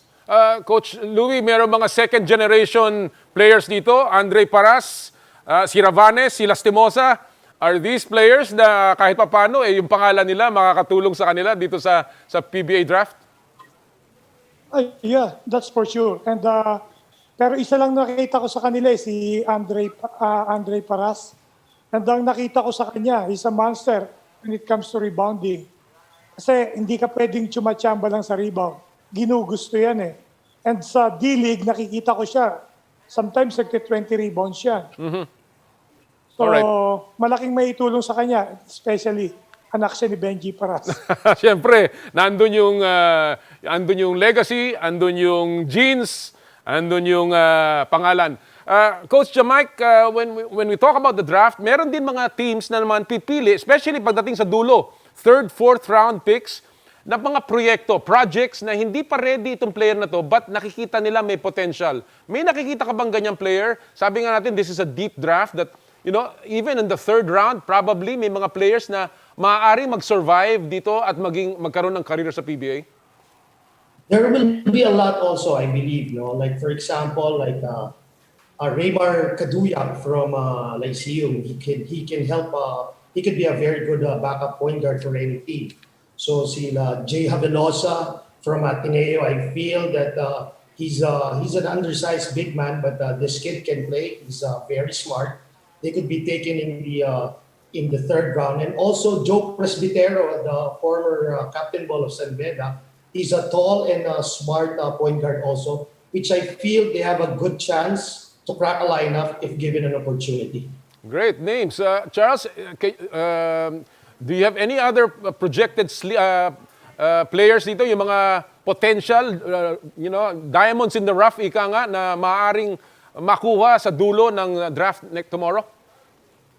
That's a tough call. I like Kaduyak. Coach Jamike, siyempre, player ni Coach Topex yun. Baka kunin niyo yan, ha? Pero sa akin, baka I know you mentioned his name, and actually, he's not naman under the radar because he had success in the UAP. Pero one guy I might say na baka a bit later would be si Jun Manzo. Only because when I'm trying to follow the mock drafts, even some that we did, his name doesn't really come up sa first round or maybe first half of the second round. But I think if he's given the opportunity, he might be a chance to. He might have a chance to be a solid PBA player. Kasi magaling din yung bata. I think there are just questions about his size. So, but he's one guy I'm interested. Could get picked. And again, a guy I mentioned, si Alex Stockton. I don't know how high he is on the lists of a lot of other people, but I think he could be solid sa PBA. All right, Coach Louie, when you look at the order ng mga kupunan and the number of picks that they have, especially in the first and second round, sino sa tingin mo ang mabebenepisyohan ng very deep draft this year at matutulungan yung kanyang kupunan? Alam natin, halimbawa, ang Northport and Lex have 3 picks each. Ang Rain or Shine ay may 4 na picks, no? So, do you think that these are the teams na talagang makikinabang dito sa draft na to? Actually, tama yung sinasabi mo, Commissioner. Kasi ito yung pagkakataon, ito yung best time na maka-catch up sila doon sa mga elite teams dito sa PBA. Like, ang sinasabi ko nga, itong NLEX, nakakuha sila sa trade. Then, ang ganda ng choices sila sa number 3. Then sa second round, marami pa silang pwedeng makuha dito. So, sila yung magbe-benefit yung sa lower half nitong liga. All right. Let's go to our mock draft now. I will want to just ask you to go through a mock draft here of the first round. Isa lamang pick per team and per position. So we will begin with Coach Louie. Alam na natin ang pili ninyo sa first pick. Pinili ni Coach Louie and Coach Jamike ay si Joshua Monzon at si Charles ay si Mikey Williams. Terra Firma, yun ang number 1 pick. For the second pick, it is Northport. I will begin with Coach Louie. Sino sa tingin mo ang pipiliin ng Northport at ano ang fit para sa kanila? Go ahead, Coach Louie. Kung need ang pag-uusapan natin, ang kukunin ng Northport, si Jamie Malonzo.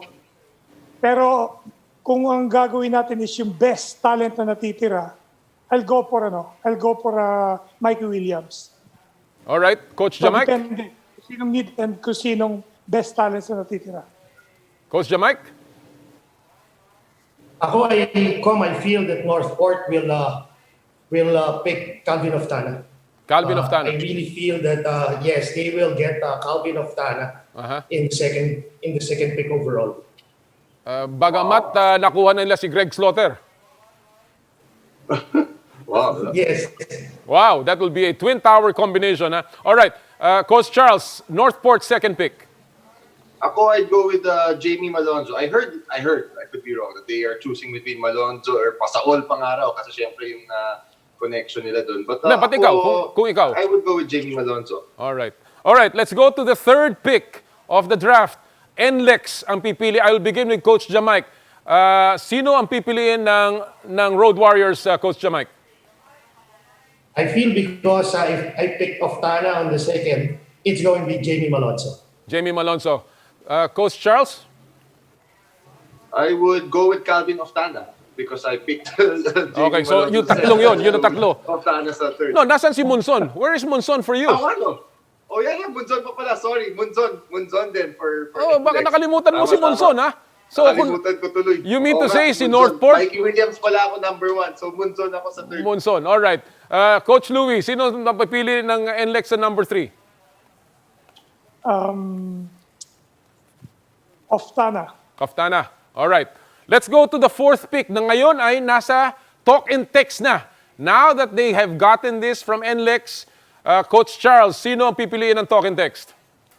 Ako, Oftana. I mean, I do feel Mikey Williams will probably end up with them come draft day sa real order. But sa mock draft ko, I would go Oftana for TNT. All right. So basically, yan ang pinaglalabanan dito yung apat na sinasabi niyo. Coach Louie, talk and text, sino sa tingin mo ang pipiliin ng talk and text?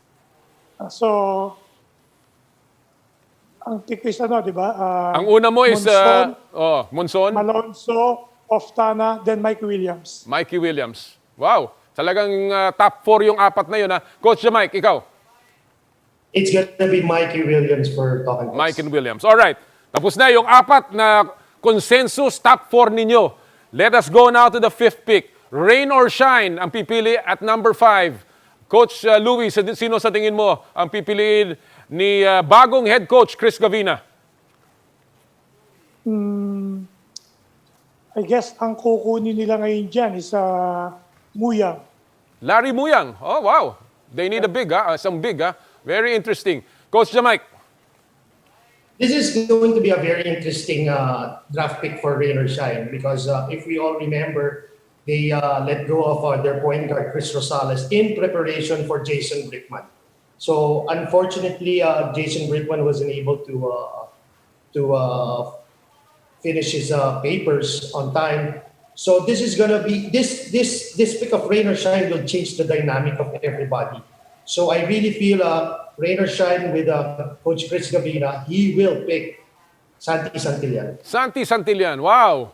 From a guard to a big. That's very interesting. Coach Charles, sino sa tingin mo for Rain or Shine? I agree. I would choose between, for Rain or Shine, would choose between Santi Santillan or Alvin Pasaol. But I think Santi Santillan also for me right now. All right. Let's go to the sixth pick. Ito ay napunta ngayon sa Magnolia, or rather to Alaska, in that Vic Manuel trade. Galing sa Magnolia, napunta sa Phoenix, ngayon ay Alaska. I will begin with you, Coach Jamike. Sino ang pipiliin ni Coach Jeff Carriazo? It's going to be also an interesting pick. No? It's going to be a toss-up between Ben Adamos and Larry Muyang for me. Okay. But I feel that because they signed Taha, they will get Ben Adamos, a different look in the pick. All right. Coach Charles? Yes, I would also pick Ben Adamos for Alaska. Obviously, the situation with Sonny Thos, you never know when he's gonna, I guess, decide to retire. So I think Ben Adamos could be a good center for them in the future. Although they do have si Trotter already and sila Eponia, but I still think you can never have enough big men. All right. Coach Louie? Alaska? Yeah.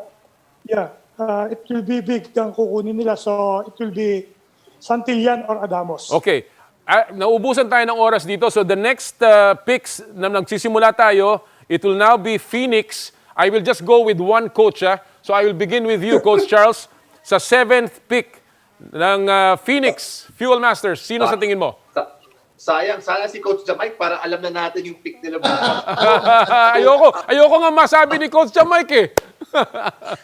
Alright. Alvin Pasaol na lang ako. For Alvin Phoenix. Pasaol. Alright. Let's go to the 8th pick. San Miguel Beer. Coach Louie, ano ang pangangailangan ng San Miguel Beer? Who do you think? Sa dami ng player dyan, who do you think ang kanilang pipiliin? Pasaol. Alvin Pasaol. Wow. Toughness. Maaaring kapalit ni Arwin in the future. Understudy ni Arwin Santos. Alright. On the 9th pick, Meralco. Coach Jamike, sino sa tingin mo? Coach Norman will pick Laput. Laput, wow! That's for sure, Coach. Wow! Bakit? Bakit mo nasabi yun? Coach Norman would always get a big man. So he's the tallest in the draft. He's 6'10", and he's gonna be a project. So he's gonna help out in the workouts, in their practices. He's gonna learn a lot from Raymond Almasan and Noy Baclao. All right. Let's go to the 10th pick. And this is now with Magnolia in that Abueva trade. Coach Charles, sino sa tingin mo? I would go with si Jerry Kahanisi, siguro, for me. Maybe another guard. I know they have a lot of guards, but he's another guy who can really shoot. And I think he might struggle to play as a pure point guard, but with the other guards at Magnolia, he can kind of slide down to that too. And I just think he might be worth the risk for Magnolia. Wow. All right, we go to the 11th pick. Northport muli. This is a pick that galing sa talk and text. Coach Louie, nakuha na, sabi mo nga, nakuha nila doon sa second pick nila. Probably a big guy of Tana. Sino sa tingin mo now in the 11th pick para sa Northport? I don't know, hindi ko alam kung si Bolick is healthy na. But if Bolick is not healthy, guard na kukunin nila. All right, a guard. So, Frankie Johnson. Frankie Johnson, wow, that's a good, interesting pick. Very athletic, very quick, and he can shoot. And for the final pick of the first round, Coach Jamike, Barangay Ginebra. Barangay Ginebra will pick Demosis. Sino? Si Demosis. Demosis, all right. Demosis, si Nicholas Demosis from Whittier College. Bakit? Yes. Bakit? He's long and he's very aggressive and he can play multiple positions. Excellent. Wow. So we've had Jamie Malonzo, Calvin Oftana, Mikey Williams, Leonard Santillan, Joshua Monson. So many of those names will be mentioned tomorrow, and we're just very happy na nakasama namin kayo ngayong araw pong ito. Coach Charles, Coach Louie, Coach Jamike, we wish you all the best, and sana nga magkatotoo yung sinabi ninyo. We'll see you at the draft tomorrow. Maraming salamat. Yan po mga kaibigan ang ating draft preview. Nako, exciting na exciting. Bukas na po yan ha. Huwag kayong mawawala. Ang PBA Rookie Draft tomorrow. Virtual lang to ha, pero mapapanood natin of course sa TV5. At dito na po magtatapos ang Power and Play ngayong Sabado. Ako po si Louie Alas. Susunod na po ang inay ko po dito sa 1PH. Laging tatandaan tuwing Sabado, bawal ang masungit. At of course sa lahat ng ating gawain ad maiorem Dei gloriam, all for the greater glory of God. More power, more play.